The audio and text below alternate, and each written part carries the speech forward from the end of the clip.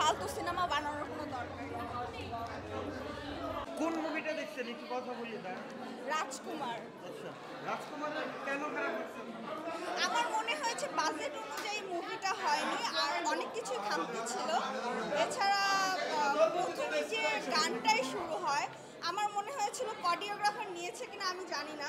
এছাড়াও এমন একটা মুভিতে কন্টিনিউটির অনেক বেশি খামতি ছিল, সব মিলিয়ে আমার মনে হয়েছে আপনি কি চেয়েছিলেন? আমি কি চাইবো, এমন একটা মুভি, সাকিব খানের মুভি প্রত্যেকে হলে আসছে দেখার জন্য। এখানে মনে হয় গল্পটা আরও স্ট্রং হওয়ার দরকার ছিল, সব কিছু মিলিয়ে আরও ভালো কিছু আমি অন্তত আশা করছিলাম। মাহিয়া মাহিকে কেমন দেখলেন? এই ক্ষেত্রে বলবো মাহিয়া মাহির অ্যাক্টিং ভালো ছিল, কিন্তু শেষের দিকে যে মেকআপটা খুবই বাজে। বলেন কোন মুভি দেখলেন? সোনার চোখ কেমন লাগলো শুনে? অসাধারণ, এক্সিলেন্ট। কেন?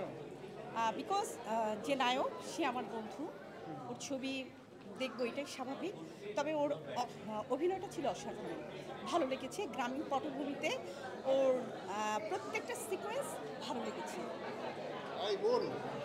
বন্ধু বলেই কি এত প্রশংসা? না না না, ওর ক্যারেক্টার, ওর চরিত্র সব কিছু মিলিয়ে অসাধারণ লেগেছে।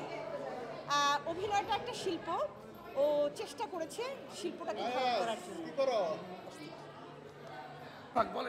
ভালো দেখছে, হ্যাঁ।